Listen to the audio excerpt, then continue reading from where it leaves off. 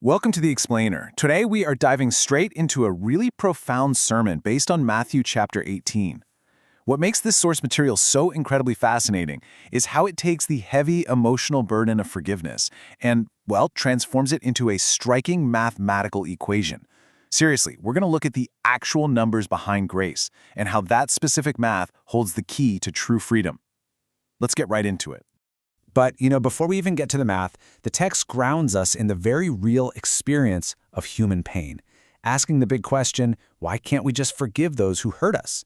The source material we're examining today doesn't just hand out cheap platitudes. Instead, it validates a really tough truth. From a purely human perspective, holding on to deep pain is completely natural. And genuine forgiveness? Well, it often feels utterly impossible. The text identifies these visceral, totally relatable barriers to forgiveness. Sometimes the emotional wounds are just too deep, or the offender is completely unrepentant. Maybe it feels like a defeat, like you're giving them a free pass, or the betrayal came from someone you trusted deeply. And then there's proxy hurt, watching our own children or loved ones suffer. When you're facing these gut-wrenching realities, the sermon argues that our basic human willpower simply is not enough.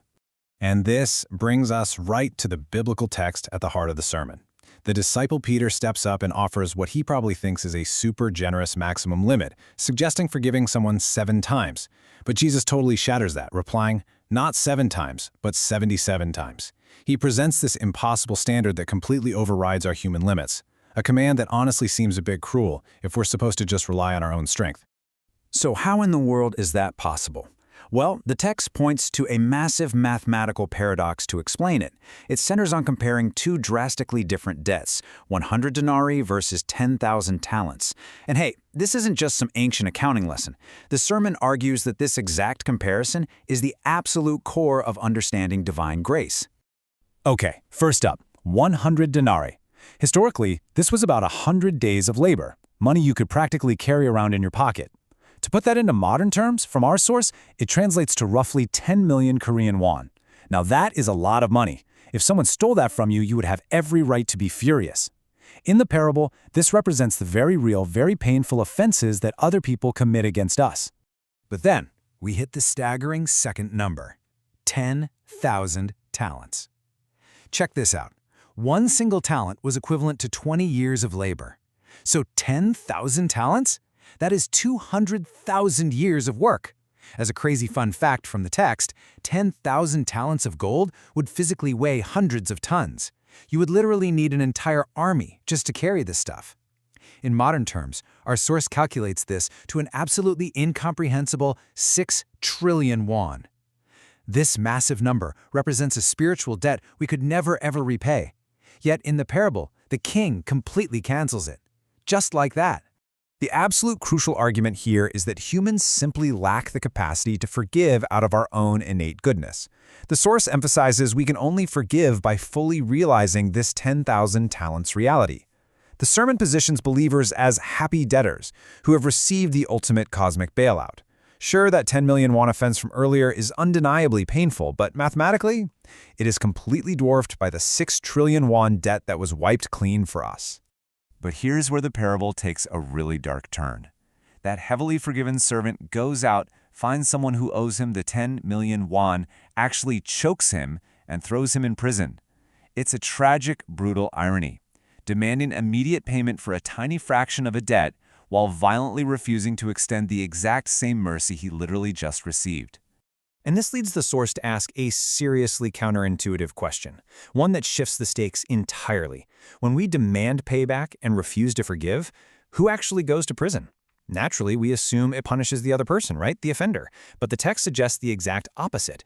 The text defines hatred in a terrifyingly clear way. It's not seen as a weapon you wield against your abuser. Instead, it's defined as a legal spiritual license handed directly to Satan. The sermon argues that by refusing to forgive, a person basically hands over the keys to spiritual tormentors, allowing illness and depression to flood into their own life. The unforgiver is actually the one locking themselves inside the cell. Just look at the specific toll of this unforgiver's prison. The source notes that joyful praise completely stops. Prayers just hit the ceiling and fall flat. And a devastating spiritual dryness totally takes over the mind. The person is trapped behind iron bars, constantly reliving past trauma, while their offender, they might be sleeping perfectly fine. It's just like the old saying goes, refusing to forgive is like drinking poison and hoping the other person dies. So how do we possibly escape this prison? Well, our source provides 3 historical anchors, real people who faced unimaginable trauma. Their stories are used to argue that true forgiveness is not some natural human trait. It's a supernatural miracle that begins exactly where our own human willpower ends. First up is Corrie ten Boom. After surviving a Nazi concentration camp where her own sister died, she later came face to face with one of her cruelest guards, who actually asked for her forgiveness. Corrie wrote that her arm felt completely paralyzed. She couldn't do it. So she prayed, "Lord, I cannot forgive him. You must supply the feeling." And the incredible thing is, only as she mechanically thrust her hand forward did she finally feel the power to forgive.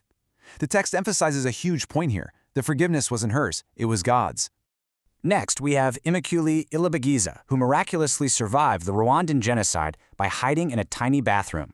She prayed the Lord's Prayer daily, but literally choked on the words, "Forgive us our trespasses." The sermon explains it wasn't until she desperately asked God for his heart, the very heart that forgave from the cross, that she was eventually able to visit her family's killer in prison and offer true, genuine forgiveness. Finally, the source details the story of Pastor Sun Young Won. During a political uprising in Korea, his 2 beloved sons were murdered. After an agonizing all-night prayer, he chose to obey God. He ultimately forgave the murderer and even adopted him. The text highlights that this wasn't cheap or easy. It required metaphorically cutting his own flesh to put his entirely natural human desire for revenge to death. The underlying theological foundation here explains why this supernatural power is so absolutely required. The sermon posits that forgiveness is the very first step of salvation, and it's inherent to God's nature. It's not just a learned behavior.